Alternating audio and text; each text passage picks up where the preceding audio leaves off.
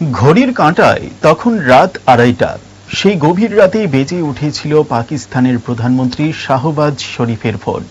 উল্টো দিকে সেনা প্রধান আসিম মনির। শাহবাজকে সেই সময় তিনি জানান ভারতের অপারেশন সিন্দুরের কথা, জানিয়ে দেন আক্রান্ত হয়েছে পাকিস্তানের বিমান ঘাঁটিগুলি।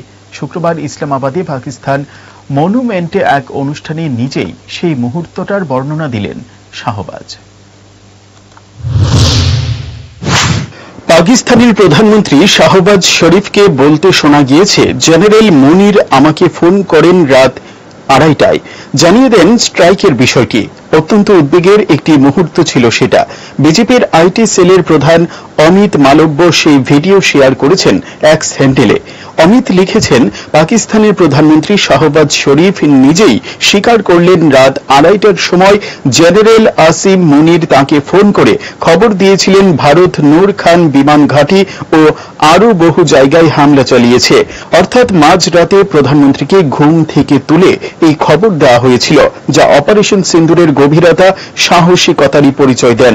উল্লেখ্য, ২২শে এপ্রিল পেহেলগাঁও হামলার পর গত ৬ থেকে ৭ই মে পাকিস্তানি জঙ্গিদের আঁতুর ঘরে অপারেশন সিন্দুর শুরু করে ভারত।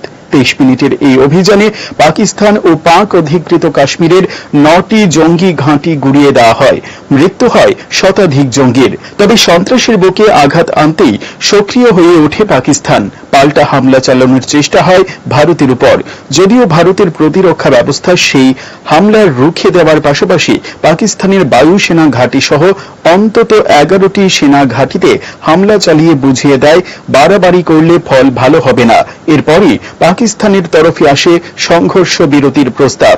ভারত সংঘর্ষ বিরতিতে রাজি হলেও স্পষ্ট জানিয়ে দিয়েছে, অপারেশন সিন্দুর এখনো শেষ হয়নি।